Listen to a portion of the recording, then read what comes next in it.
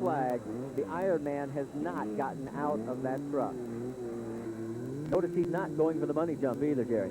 Well, you know, at this point we could say he could just about push it up to the line, but at the Parker 400, Troy Herbst broke just about this far from the line.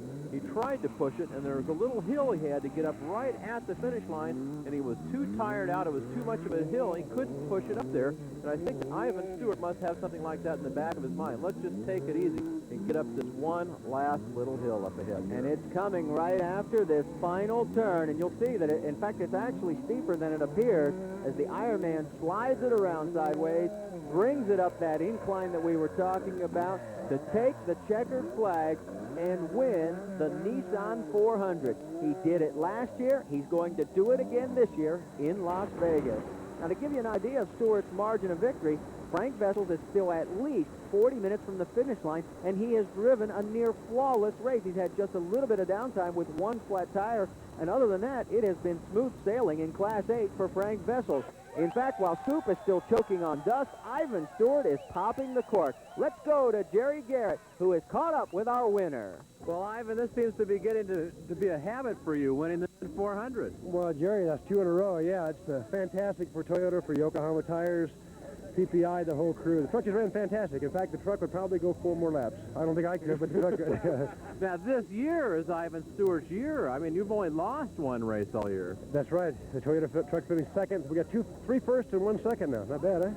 And leading the points, Jerry. That's been the problem up until now, getting the consistency out of this thing, and it looks like you've got it now. Are you unbeatable? Well, you know, you probably heard me say the statement a couple of times before. This truck can dominate, and it will dominate, and it's on that track. We've got the bugs worked out. Thanks to Jack All, Peter Miles, the mechanics, Ron Bates. Those guys all worked fantastic for us, and just gave me a fantastic truck to drive, and it just ran all day long. It's still running great. Any problems at all?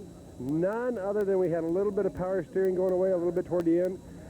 I hit a couple of those rocks out there the size of microwave ovens and gave us a couple of flats, but that was my fault. But fantastic day for us. Like I say, Nissan also for sponsoring our race, and Danny and HDRA, fantastic job. The courses marked great, and it's a fun day. Congratulations. Thank you, Derek. Thank you. Oh, the celebration will continue long into the night, but for some drivers, it will be driving into the night. This is second place in Class 6. Danny Ashcraft, he still has 1 lap yet to go. In fact, a lot of drivers have a lot to go. Another is Class 5 entry of Chuck Dotson and Joe Tremino. In fact, some of these vehicles will take the full 18 hours that are allotted by High Desert Racing Association just to complete this race.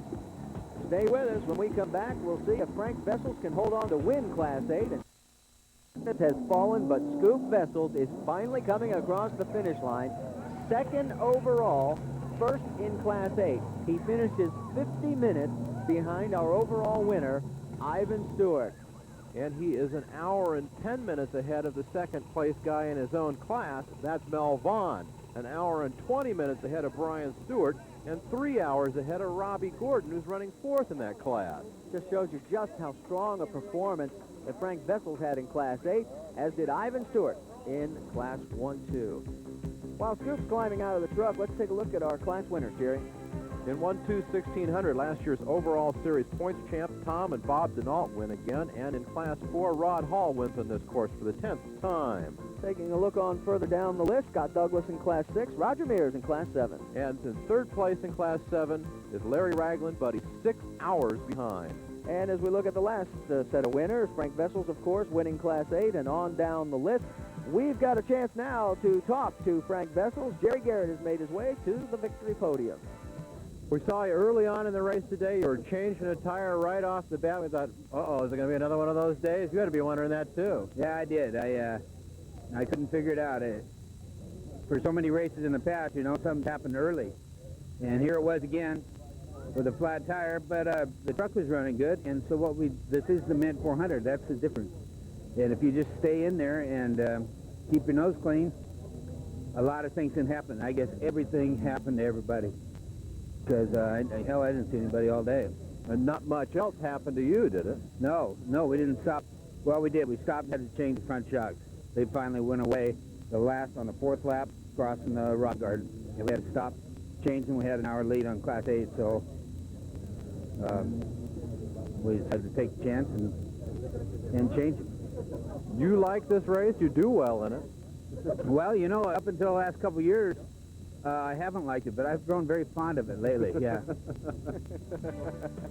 Well, we can certainly understand why, Frank. Congratulations on your Class 8 win and second place finish behind our overall champion, Ivan the Iron Man Stewart. In third place, Gordon and Archiero, the team of Collins and Graves. In fourth, Greenway and Watkins round out the top 5. In sixth place, it's Troy Herbst, followed by Stuart Chase in seventh. Rod Hall bounces Jim Fricker to an 8th place overall finish and winner in Class 4. The Hawleys claim 9th position, and in 10th, it's the Denal.